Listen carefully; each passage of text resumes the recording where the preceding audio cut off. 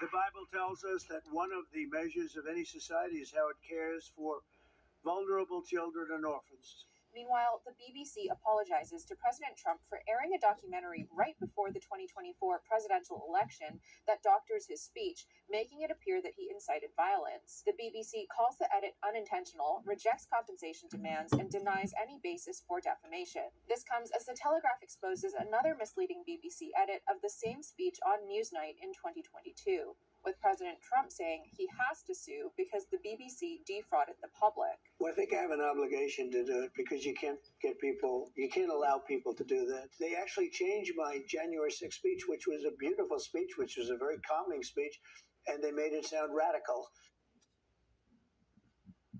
And today, Assistant Attorney General for Civil Rights, Harmeet Dillon, is reacting to a BBC Media Action post that shows that the U.S. Agency for International Development is its #2 donor. So she accuses the network of defaming the president in exchange for its funding. Jack, back to you. All right, Mari, thank you for that update. Former FBI Director James Comey and New York Attorney General Letitia James are asking a South Carolina judge to remove the interim U.S. attorney who brought criminal cases against them. The judge signaled she has doubts about the attorney's appointment. Judge Cameron Curry, based in South Carolina, oversaw the hearing from Virginia to avoid conflicts for Virginia judges. Curry questioned whether Lindsay Halligan, recently appointed by the Justice Department, is actually eligible to serve as interim U.S. attorney. Comey and James are saying that the Justice Department broke 2 rules about temporary U.S. attorney appointments. They already used up a 120-day limit for temporary appointments with Halligan's predecessor, and that Attorney General Pam Bondi cannot make back-to-back appointments. The Justice Department says that even if Halligan's appointment was improper, the indictment should stand because they don't depend on her holding the office. Now, it's not yet clear on how Judge Curry will rule, but she's expected to decide before Thanksgiving, and a ruling against the U.S. government could derail both indictments. And the Justice Department today filed a lawsuit against the state of California over its Proposition 50 initiative to create new congressional districts. NTD's Arlene Richards has more.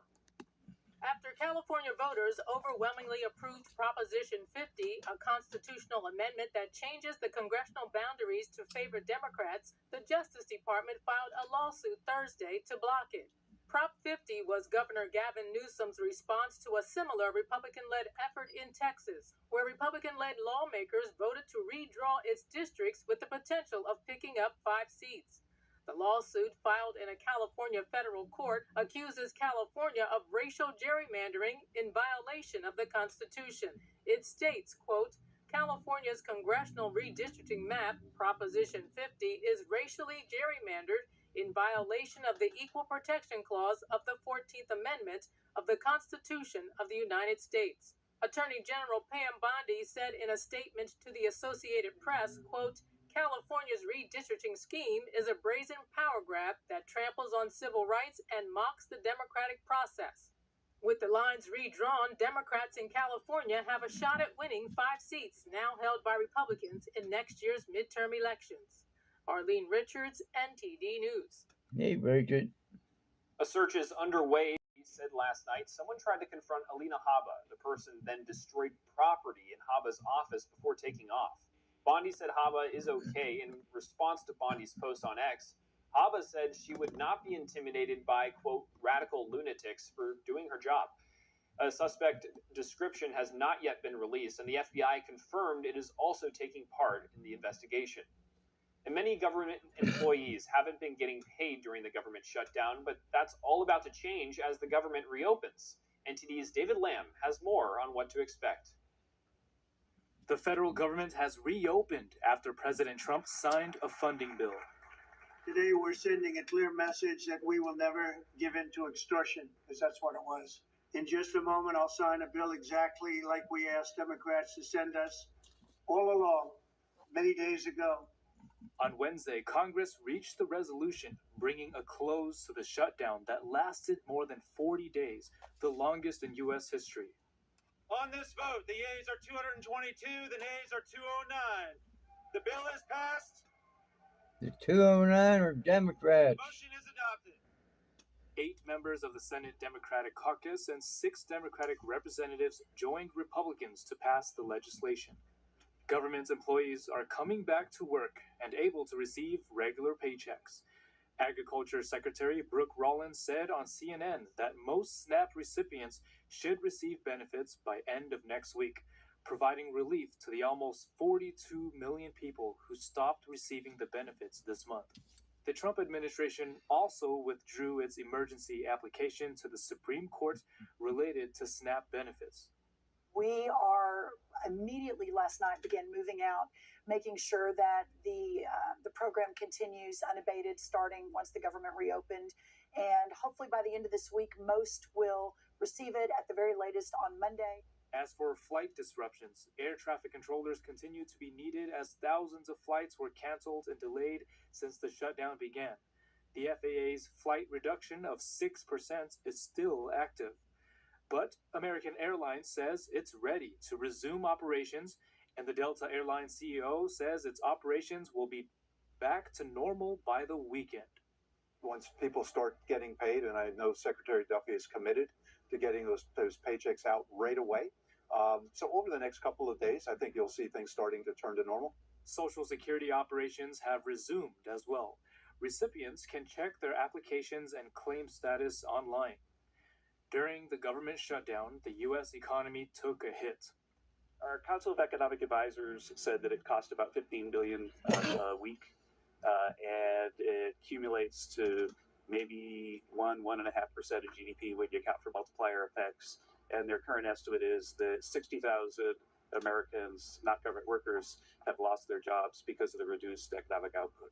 60,000 jobs were impacted, costing the nation $15 billion a week. This could cut Q4 GDP by 1.5%. David Lamb, NTD News. All on the Democrats. And while the Trump administration continues moving to increase deportations, the Border Patrol chief says record lows at the border have freed up resources for more inland operations. And Homeland Security Secretary Kristi Noem says bonus checks will go to TSA agents who worked during the government shutdown. NTD correspondent Jason Blair reports. Border Patrol Chief Michael Banks says that because of, quote, unprecedented control on our southern border, more resources are available to carry out deportation operations around the country. It has allowed us to expand and move those operations into the internal part of the United States and go after those individuals that were brought into this country, released, unvetted, mind you, into this country. The Department of Homeland Security says that over 2 million illegal immigrants have been deported from the country since January. The agency touts a recent ICE operation in Florida, which yielded the arrest of 150 illegal immigrant sex offenders as a model for the rest of the nation. The DHS has been running an aggressive hiring campaign across all their departments to reach their deportation goals. Customs and Border Protection also opened up positions to retirees if they wish to rejoin at double pay. DHS Secretary Kristi Noem announces $10,000 bonus checks to TSA workers who worked during the shutdown and, quote, stepped up and went above and beyond. Noem says we will be looking at every single TSA official that helped serve during this government shutdown and do what we can to recognize that and help them financially with a bonus check to get them and their family back on their feet. Noem estimates that tens of thousands of TSA agents will be eligible to receive the bonus checks, and that agents that worked will also receive back pay for the checks that they missed during the government shutdown. Reporting in Washington, D.C., Jason Blair, NTD News. A Pennsylvania senator is recovering in the hospital after a fall near his home. A spokesperson shared on X that Senator John Fetterman felt lightheaded on a morning walk and fell on his face, suffering minor injuries. It was determined that this was due to an irregular heartbeat. The Democrat had a stroke during his campaign for Senate in 2022 and was also hospitalized the following year for feeling lightheaded. The spokesperson said Fetterman is well and opted to stay in the hospital so doctors could fine-tune his medication. And Fetterman had this to say, quote, "If you thought my face looked bad before, wait until you see it now." And coming up, in Congress, they look to ban Chinese-sold smart home products. We'll discuss with Yuichiro Kakutani, policy advisor for the Asian Studies Center at the Heritage Foundation. And we'll take a look closer at why China, Russia, and Iran have a vested interest in the survival of the Venezuelan regime. The Department of War making it clear this is not acceptable for U.S. national security. That and more when we return. Because they started selling Folicious at Walmart. This isn't your average soup. It's made with real beef tallow and fresh spices. They think I survive on berries and bark, but this is real pho with real broth. Somebody's got to turn their mic on. Looks like we're having a little trouble hearing Denise. All right, we're going to come back to Denise in a second, but Jason, I want to go to you and ask you the same question. Do you think it's important for the Trump administration to address the Antifa threat beyond the border? Yeah, I actually do think that this is a good thing for the Trump administration to do. There are right-wing groups and left-wing groups that are engaged in terrorist activities all over the world, and we shouldn't be focused on their ideology, which part of the political spectrum it's from. We should be focused on if they're committing violent acts against their civilians, against their populations. We need to designate those groups wherever they may be. It is worth mentioning that right-leaning groups commit about 3 times as much violence as left-leaning groups. But part of why I ran for president as someone in the center is that we really should be making sure that the crazies on both sides of the spectrum are not the ones that we're listening to. And Denise, the State Department says that one of the groups, a Greek-based group, Armed Proletarian Justice, has carried out explosive attacks against Greek government targets. A Democrat. So is barring U.S. citizens from transacting with these sanctioned groups a reasonable step?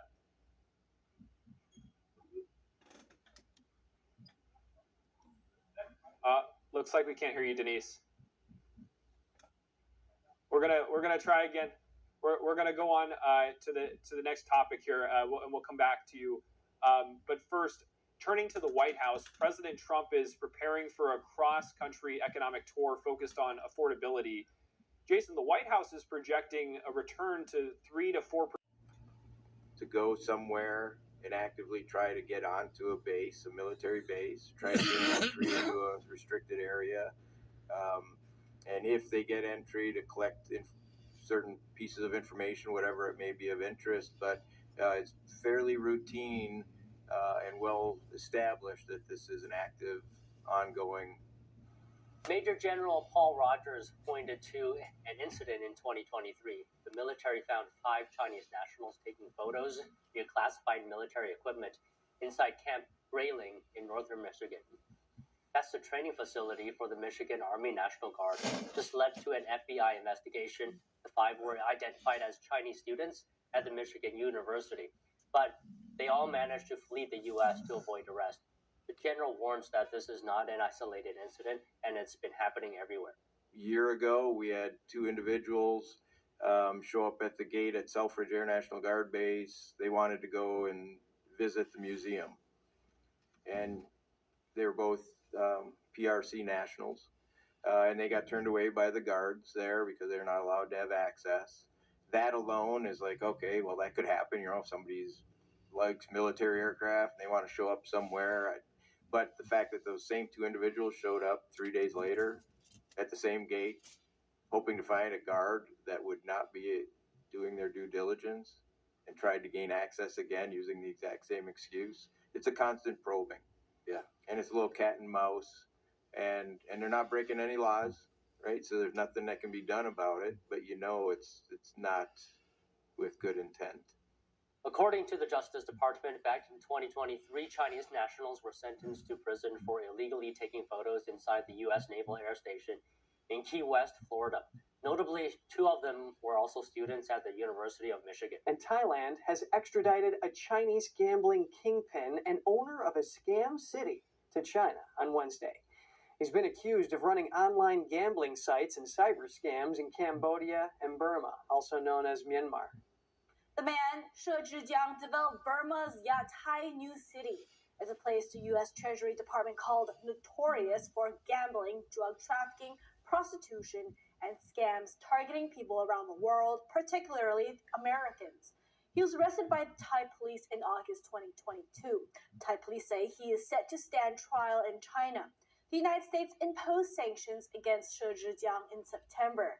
He previously said his prosecution is politically motivated, alleging involvement by Chinese state security. Sources told the Epoch Times that he was once recruited by the Chinese Communist Party for overseas projects, but later fell out with Beijing after resisting efforts to seize control of his Yatai project in Burma. And that's all for today's China in Focus. Yeah, you're absolutely right. It's rather significant around the entire country, seeing a lot of these territories right next to significant and very critical military bases being bought up and occupied by Chinese businesses. But when you mentioned there's shadow companies, or excuse me, shell companies, that's saying that there's some malicious intent. And the reason for it, not to be some kind of conspiracy theorist or anything, but the reality is when this is right next to a facility like Whiteman, where the B-2 bombers are located, as a very strategic resource where if anything was to happen overseas, say with China, regardless if it's Taiwan or anything, these are critical bombers that would be part of an operation like that. Very interesting. And several members of Congress are looking to stop this by pushing for bills to ban nationals from adversarial countries like China from owning land in the U.S. Even if something like this is passed, though, would it be enough considering how much land is already owned by them? Yeah, I think going forward is one thing, but the problem is if you look in the past of what's already been done, that's one of the problems of what can be particularly done for situations like this. So a lot of these things have been overlooked. And again, for having an area or a facility similar to what we're talking about at Whiteman, again, to be realistic in this, and you saw things like this in Ukraine, it does not take much. It could take a trailer loaded with drones to fly over and do something very deadly to a military base. That's the reality of today with drone warfare. So when you have a facility like this that close, and if you look at every one of the nuclear missile bases and strategic bases that are critical for U.S. national security, there is a China-based territory that has been bought and owned within the United States right next door. So there is definitely a problematic situation that has to be dealt with. It's a very tricky situation, too. But I want to move on to Secretary of State Marco Rubio saying this. He's saying that President Trump's call to resume nuclear testing is needed, giving ongoing testing by U.S. adversaries like China, with the biggest buildup in the military right now. Now, we're going to roll a clip of Rubio right after meeting with G7 leaders in Canada from last night.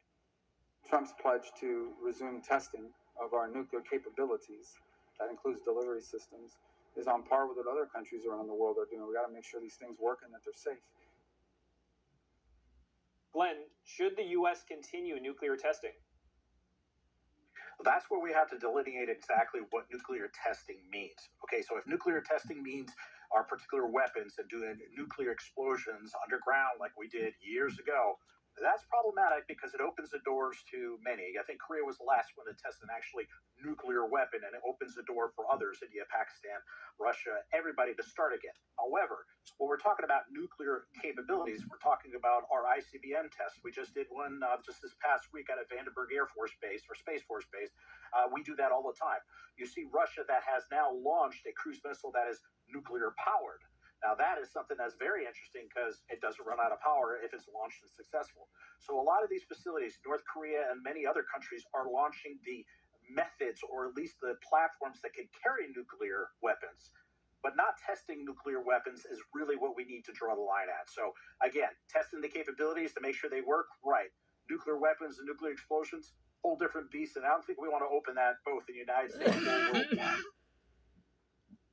And lastly, let's look at an active war. The European Union wants to fund Ukraine using frozen Russian assets. This would be given to Ukraine as a loan. Ukraine would have to pay this back if Russia pays reparations to Ukraine. What impact would this have on the war? Well, I think that one of the things that would be interesting, of course, is there's a lot of legalities as far as what is those particular items from Russia going to help in Ukraine and so forth. So we won't get into the legalities part. But when we look at what is going on between Ukraine and Russia, the real limitation right now is actually the soldiers. So you can have the weapons from the EU or from the United States, and Russia has the same, and they can just completely keep on bombing each other. But it's the territory and the territory that's hold that's going to matter. That's where they keep on negotiating in Ukraine. But Russia keeps on throwing people into the gauntlet there, and they keep on, unfortunately, getting killed. And the same thing with Ukraine to defend. But Ukraine is running out of its most important resource, which are soldiers. That, what I believe, is the key to this war and this conflict ending. Whereas the weapons, they may help in particular tactical events, but it's not going to win the war. And that's what's going to be the problem between the two. All right, we'll see as we go into winter here. Glenn Ignacio, thank you so much for your insights. Really appreciate it. On food items amid a growing push for affordability. And we now go live to NTD's Washington correspondent, Mari Otsu, who's at the White House. Good evening, Mari. What's the latest from President Trump in the Epstein case? Kevin, good evening. Yes, today President Trump is urging a probe. He's launching a probe asking the Department of Justice to look into Jeffrey Epstein's involvement with prominent Democrats, including former President Bill Clinton. In a Friday post, he accuses Democrats of using what he calls the, quote, Epstein hoax to deflect from failures like the recent government shutdown. He adds that he's directing the DOJ and the FBI to investigate Epstein's involvement with Bill Clinton, ex-Treasury Secretary Larry Summers, Reid Hoffman, and J.P. Morgan Chase. President Trump's recent request is coming 2 days after House Democrats released a slew of new, previously unseen emails from Jeffrey Epstein's estate as part of an ongoing investigation into Epstein's sex trafficking network. President Trump's name is mentioned in some of these emails, but they do not accuse the president of abuse. The White House is calling this email release the newest development in what it calls a manufactured hoax. Take a look. Now they're talking about it all of a sudden because President Trump is in the Oval Office. But when Joe Biden was sitting in there, the Democrats never brought this up. This wasn't an issue that they cared about because they actually don't care about the victims in these cases. Attorney General Pam Bondi, responding to President Trump's directive, is asking U.S. Attorney for the Southern District of New York, Jay Clayton, to take the lead in the Epstein investigations. And the White House says it is no coincidence the emails were leaked the morning the government reopened after the longest shutdown in history. This is another distraction campaign by the Democrat and the liberal media, and it's why I'm being asked questions about Epstein instead of the government reopening because of Republicans and President Trump. As President Trump turns his mind to the to a political issue, and it's not surprising because the Democrats have nothing else to talk about. What have they accomplished in 10 months? Epstein is their entire game plan. So we're going to take that weapon out of their hand this week. This week, the House is set to vote on releasing files related to Jeffrey Epstein that are held by the Justice Department. Last Wednesday, the House released 20,000 pages of documents received from the Jeffrey Epstein estate. Trump was among the names found in emails, but the emails lacked context. Trump and Epstein were photographed together decades ago, but the president has said the two men fell out prior to Epstein's convictions. Johnson said the deceased Epstein victim, Virginia Giuffre, has also said Trump had no connection to Epstein's crimes. Trump recently instructed the Department of Justice to investigate prominent Democrats' ties to Epstein. Congressman Ro Khanna is a California Democrat and an original sponsor of the petition calling for a vote on the Justice Department's files release. He said today that he expects more than 40 Republicans to vote in favor. President Trump expresses disapproval with Indiana state lawmakers. He says they need to push forward with redistricting efforts. Colin Frederickson has more. In a Truth Social post, Trump mentioned state senators Roderick Bray and Greg Good.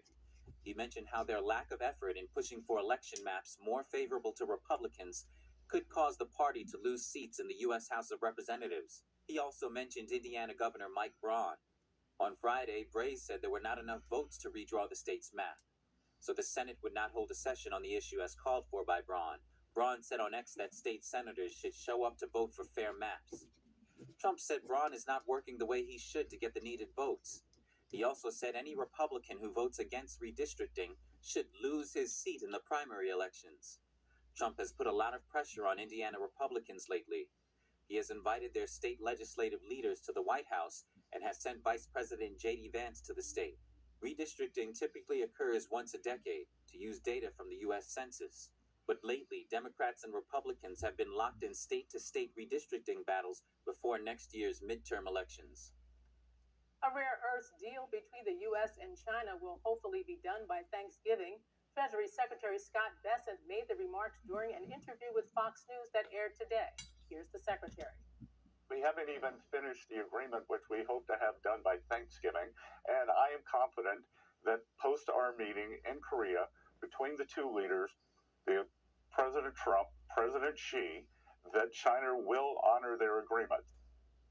The U.S. and China announced a framework agreement on October 30th.